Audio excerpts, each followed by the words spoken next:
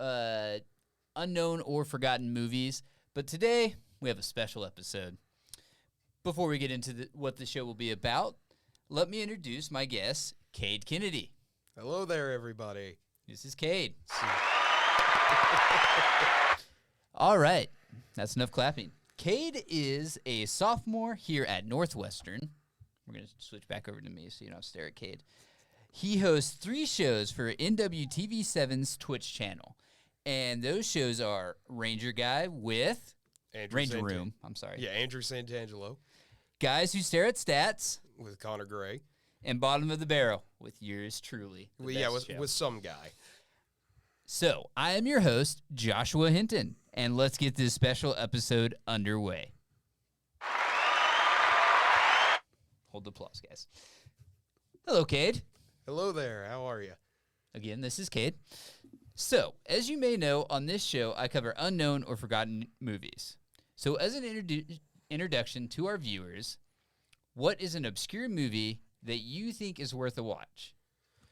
A movie that I really enjoy is the 1977 Japanese horror film called House. Now, House was made at an interesting time where there was this kind of counterculture going on in Japan, and I mean, you just had your main horror movies coming out like The Exorcist, things like that.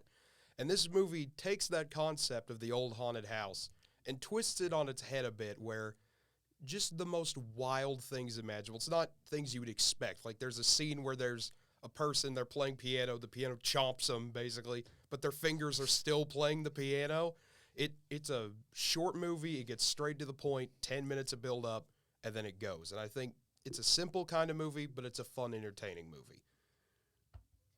Well, all right. Good stuff. We've actually talked about this movie before. We've talked about it several times. So the point of this episode is to kind of see different viewpoints on what makes a good and a bad movie. The cameras are over here, but so the point is to tell what is a good and a bad movie from different points of view, as we all have different ways we view movies. So first, Cade, give us your spill on how you normally grade movies. The the one viewer we have right now would like to know. Alrighty, well, the way I grade movies is a bit different for most people on my 5-star scale I have. I give 1 star for plot, basically what is the plot of the movie, how original is it. Usually that diminishes over time. Just in film history, you can't make the same plot over and over, and I'm not going to respect it as much. But I give another star for character development. I think characters are an important part of the story. You can't have a plot without good characters. Basically, are they likable? If they're supposed to be. If they're the villain, should they be unlikable or maybe even a sympathetic villain? We've seen that become more of an archetype over time. I give a star for special effects personally. I'm a big visual guy. I personally prefer practical, but I prefer movies with lots of special effects. That's just me, though. I know we disagree on that, but I give 2 stars for how entertaining a movie is. To me, the worst crime a movie can be is a boring movie. If the movie's at least entertaining, I'll respect it a little bit more. He's going to keep messing with that soundboard there. Well, that was for the boring movie. Oh, okay. I could not tell that was supposed to be crickets. That just sounded more like... It just sounded annoying. Yeah, exactly. All right. So, as you just said, we kind of disagree on the special effects. I don't put a lot of stock into them, and I personally like them to be more practical. So, CGI isn't up my alley. But let's move on, and let's think. So, what makes a good movie? Like, what elements must a movie have for you to consider it good? To me, the main 2 things a movie has to have to be good, you've got to have a good plot, you've got to have a good story. You can't go anywhere without a story. Otherwise, it's just 2 hours of nothing. And I mean, I've seen movies that are 2 hours and nothing. I'm sure you have as well. Yes. They are not fun to sit through. And to have a good story, you have to have good characters. You have to have a protagonist, you have to have an antagonist, and you have to have supporting cast around them. You cannot get anywhere without really the essentials of a movie. All right. So we talked about kind of an obscure movie at the beginning, but what is a movie you think is good but other people don't like? Oh, there was one we were talking about earlier today. To me, the 2014 movie Let's Be Cops. Now, this is what I would consider a dumb movie. This is that type of line of movie where it's two guys kind of just being guys. They become cops. They're not supposed to be. It's highly illegal. Do not recommend doing it. But they do it anyway, and wild hijinks ensue. Now, to some people, that sounds like a good premise, but if you watch the movie, it comes down to one simple thing. Do you think the movie's funny? It's a comedy. Some people, if you don't think it's funny, you're going to hate it. But I think it's funny. Why? I honestly can't tell you. It just clicks with me. And so to me, it's a great movie. But to a lot of people, it's really stupid and pointless. That's because it is. But anyways, it's really not a bad movie. I do think it is pretty funny. It has its parts. So, and you kind of talked about it. We talked about why you think people should watch it because you think it's funny. And you kind of talked about what made it a good movie in your opinion. Yeah. Because it's funny and it makes you laugh.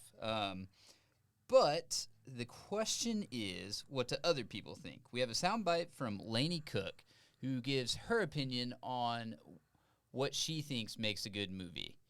And bear with me, we may have to turn it up a bit.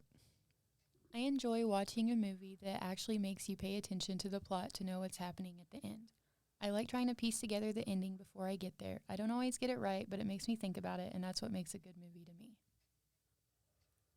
Okay. And what do you think, Kate? Is plot sort of your main thing to you? Do you try to figure out the plot before the ending, and is that what makes it good in your opinion? To me, I think that's definitely one of the major things. I know we talked about it a few moments ago, but there's some movies I think that if you can keep me guessing, like a good example of this is Once Upon a Time in Hollywood, where the twist halfway through is it turns into being about the Manson family. Spoilers for a 5-year-old movie, it feels like at this point. Oh, yeah, about 5. But you don't have to keep me guessing. There are some movies where I know what's going to happen and you can pretty much figure it out. But just wanting to see the reveal of it and see the characters figure it out can be well worth the wait. And I agree, too. Like, I kind of think it's fun to try to figure out and the plot to be sort of, more than just your cookie-cutter plot. We talked about this morning Avatar being basically Dances with Wolves with blue people. Same thing with, like, The Last Samurai starring Tom Cruise. Don't watch it. And anyways, so that's 3 different viewpoints on what makes a movie good. But let's switch over to what makes a movie bad, in our opinion. So, Cade, what makes a movie bad in your opinion? Oh, man. I mean, there's a lot that goes into it. I'd say there's a lot more things you can do to make a bad movie than a good movie. I mean, to me, special effects plays a part. If it looks ugly, it can still be good, but chances are it's not going to be. We can just get that. That's usually a warning sign right there. But, I mean, if you get a movie that has no plot or no sense of direction or finishes something up in the first act and just doesn't know what to do, where it feels like they had a script that was 20 pages long and, okay, well, the movie's over at page 4. What do we do now? I have no idea. And usually when you get that, you get characters that don't really know what they're doing either, and they can be played well wonderfully, but you just can't get anything with it. Okay. We'll cut back to me. So I agree. Like, and we've talked about it before, like, if a movie's boring, that's like the worst crime a movie can be. Yes. Now, special effects is a little, our tagline, # better than Smog. Yep. Hello, Cade's mom. She says 2 of my favorite guys. That's true. But we, I don't know. # better than Smog is every movie, so special effects aren't important. So, if one area of a movie is bad, do you think that makes all of the movie bad, or do you think that a movie can be bad in one area and still be a decent movie or a good movie? I think that you could have bad parts or one specific thing it fails at, but could still be a good movie. I mean, there are some movies I watch that are in highly good, just whether it be plot, characters, effects, anything that I have that is good, but it'll have these weird 20-minute lulls in it where it just feels like it's getting ready to lose direction and then it suddenly remembers what it's doing and fixes itself up. I know that I made this analogy to you once before. I mean, you could have one bad part of a painting, but still have a really pretty piece. Right. True. Actually, I'm just gonna leave it on you. So name a bad movie for us. What made it bad, and just name a bad movie for us. Okay, just name any movie on our show here. Yeah, I mean, yes. we can talk about avalanche sharks again. So it boils down. What I'm basically getting at is a lot of the bad movies we watch. Well, not a lot. Some of the bad movies we watch on our show tend to be funny bad movies. Yes. So they're kind of saved in the fact that at least we can laugh at how bad they are. Yes. But like, name a movie for me that's just bad. There's nothing. That's it's not just funny bad. It's not clever bad. It's just bad. Okay, I'll give you one that I saw the other day when I was trying to kill time. Was The Crawling Eye. This is a 1957 sci-fi horror from Britain, and this movie's just boring. It is just nothing happens in the first 50 minutes of an hour and 20-minute movie, and then you get to The Crawling Eye itself, and it is the most, I mean, to be fair, it is terrifying for all the wrong reasons. Yes. It looks like they just put pieces of something together. Like, I don't know what they did to make it, but it looks terrible. It looks absolutely terrible. And they hyped this thing up the entire movie, you know, oh, it did this. It's just like almost like a googly eye put on this giant, like, jellyfish that has tentacles that just shoot like this. And it's the most ridiculous looking thing in my life. Like, I cannot imagine trying to have to advertise that movie in 1957, and then it gets defeated in 5 seconds, and that's the end of the movie. I have seen that movie, and I'll have you know, sir, that is the best special effects I've ever seen. I 100% disagree. The plot line's solid, and it should be the best movie ever made. No, I agree. It's an awful movie. It is horrendous. All right. So our next one is sort of what makes a movie, or what's a movie that is good in most people's opinion, but you dislike. All right, that one would have to be, I know I've ranted about it before to you, would be a Moulin Rouge. Now, that's a musical. Let's get this out of the way. I am biased against musicals. I'm not usually a big fan of them. I feel like most of the time you're focused on trying to write good songs than trying to actually tell a story, and that gets in the way, and that's exactly what happens here with Moulin Rouge. But it has the added problem of not actually writing any original songs because it's a jukebox musical. So it starts out solid. The first 30 minutes is high energy, it's upbeat, it's going along, it's telling its story, and then it tries to actually tell its story, and everything falls apart. This movie is 2 hours long, and it should have been an hour 15. I do not care about Nicole Kidman and Ewan McGregor's love story. Get back to the Moulin Rouge itself. I want to see what's going on in there. I do not care about their adventures. It is boring. Please stop. I've never seen it. Yeah. But I'm probably 100% with you because I'm very biased against musicals myself.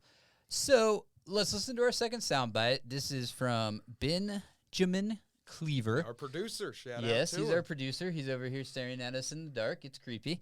But we got a nice laugh out of him there. Hopefully that picked up. So here's Ben's view on what makes a bad movie. Alrighty. What often makes a movie bad is when the movie does not have a plot you can follow. You can have the best actors, music, and visuals, but without direction for the movie to go, nothing else matters. Well, there you go. Yeah. So, do you agree that if the plot's just kind of bleh, the rest of the movie doesn't follow? I would agree. I mean, we talked about Morbius a few weeks ago. I think that's a good example of that, where the movie doesn't really know what it's doing, and so the actors can't truly know what they're doing. So the characters don't know what they're doing, so the movie doesn't know what it's doing. If you don't have a good plot, you can't have a good movie. All right.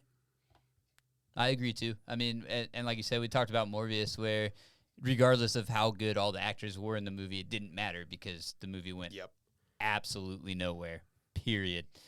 All right, so that's 3 points on what can make a movie good and what can make a movie bad. And, of course, this is just a small sample size of different viewpoints on movies, and everyone has their own thoughts on movies. So, Cade, any last words?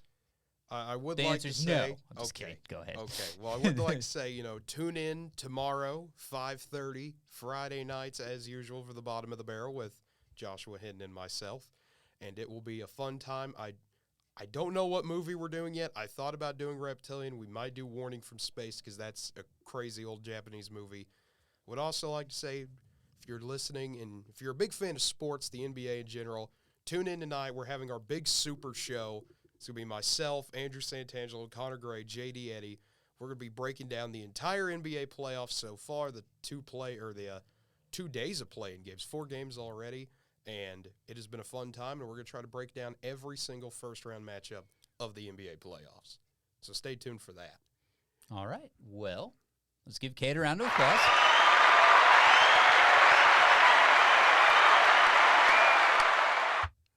Okay. So, hello. That's our show for today. We already did this because Cade plugged our show. So if you like the video, please leave a like or a comment in the YouTube. Not on here. You can't do it on here. On YouTube for the video.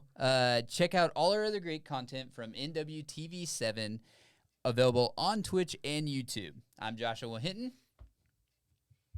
That's Cade Kennedy. And this is The Vault. And as always, stay frosty. La la la la la.